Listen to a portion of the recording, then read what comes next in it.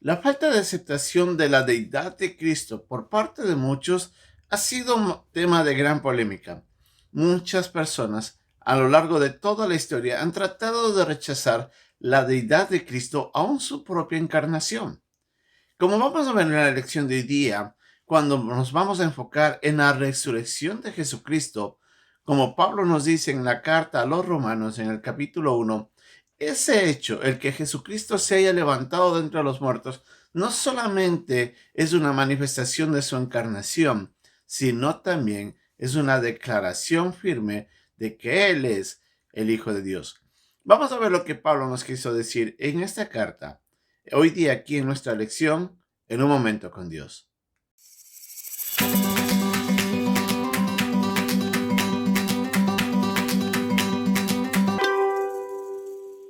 Como habíamos indicado inicialmente, la deidad de Cristo siempre ha generado polémicas. Aun cuando estaba el Señor Jesucristo aquí en la tierra, Él recibió la persecución de los fariseos, de los saduceos, de los escribas y de todos los que rechazaban su deidad. Él una y otra vez siempre declaraba que Él era Dios y que Él era el Hijo de Dios, pero lamentablemente no creía en eso. Aún estando aquí entre nosotros, el mismo Señor habló de su resurrección. Varias veces enseñó ejemplos como cuando Él decía de que si ellos habían escuchado el mensaje de Jonás de cómo Él había estado en el pez, en el vientre del pez, 3 días y 3 noches, así el Hijo del Hombre, decía Él, estará en la tierra 3 días y 3 noches y resucitará, haciendo referencia a su resurrección.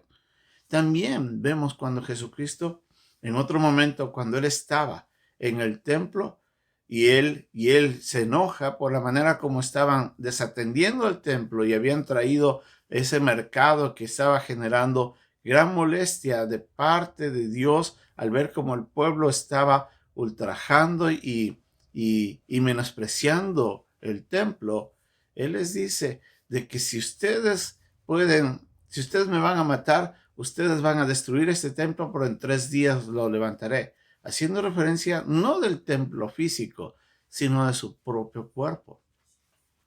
Cuando habló de las ovejas, Él les decía, mis ovejas oyen mi voz y me siguen y yo les doy vida eterna. En ese pasaje Jesucristo les decía también a los que estaban escuchando de que Dios le había dado la autoridad a Jesucristo, la potestad para tomar su propia vida y entregarla, pero también volverla a tomar, haciendo referencia de que Él tenía el poder de resucitar. Y de esa manera Jesucristo estaba confirmando que Él era Dios y que tenía el poder sobre la muerte y sobre la vida. El poder estaba en el mismo Dios. Y de esa manera Jesucristo todo el tiempo estaba enseñando y afirmando que no solamente que era Dios, sino de que en Él estaba el poder y la vida y la resurrección, del poder de la vida y la resurrección. Cuando se encuentra con una de las hermanas de Lázaro, cuando este hombre estaba en el sepulcro, se le acerca y le dice, ¿crees que Lázaro resucitará? Y la hermana, pensando que hablaba en un futuro mucho más distante, en la resurrección de los muertos, le dice, yo sé que resucitará en ese día. Y Jesucristo le dice, no, no, no, no.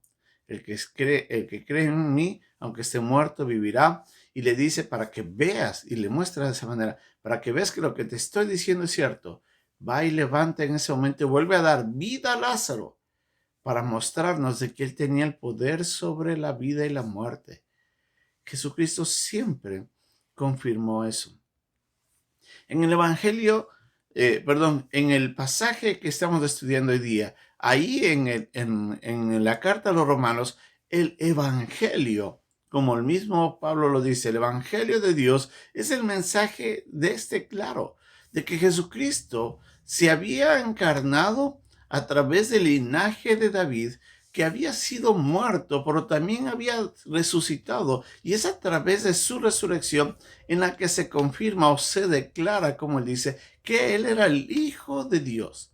La resurrección de entre los muertos de Jesucristo, como realmente se dio, es un hecho que confirma no solamente la deidad de Cristo, sino que sus palabras fueron verdad y que toda promesa es cierta, es real.